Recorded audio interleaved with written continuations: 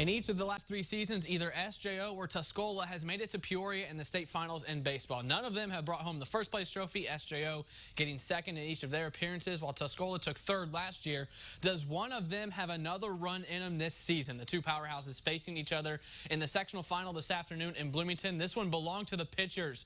Great battle brewing between two of the area's best. Tuscola's junior Logan Tabling gets out of the several jams here in the 5th. 14 Ks, just 4 hits, but Spartan sophomore Creighton Burnett was rolling. No hitter through 6 strikeouts on the afternoon. And fittingly, it comes down to the 7th. It took that long for the Warriors to get that first hit. Ryan Bartley gets that one on the board, and after a bunt moves him over, a courtesy runner, Lucas Cressine keeps the party going with a single to left. Play at the plate is late. 1-0, the walk-off. Here's Cressine on the game winner. Well, they were calling time, and my coach came up to me and said he believed in me, so that just got me going. I saw everybody in the crowd, and I just wanted to stick to what I do, and then just got a base hit, and Michael Ludwig had a good slide to get home. I think I just fought through stuff. You know, I'd gotten in rough situations, but I found my way. Pretty sweet. It was going from no hits through 6 innings to getting 2 big hits there late. It was clutch. Feels great. Tuscola gets Pleasant Plains in the Super Sectional, a rematch of last season.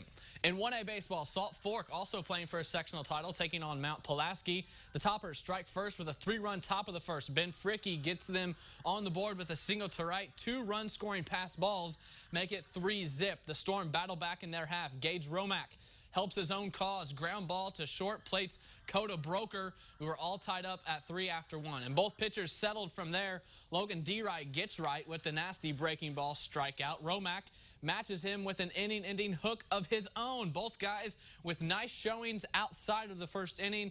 Then the rain came. We were still tied in the bottom of the 8th.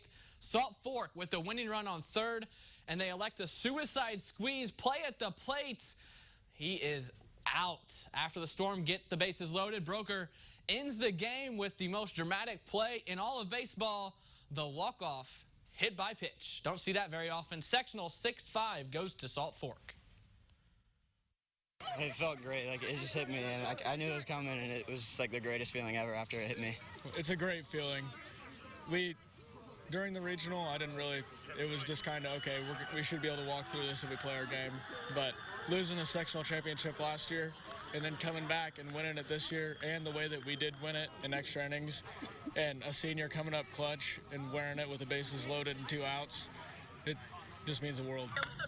Salt Fork advances to play Ottawa Marquette in the Illinois Wesleyan Super Monday morning at 11.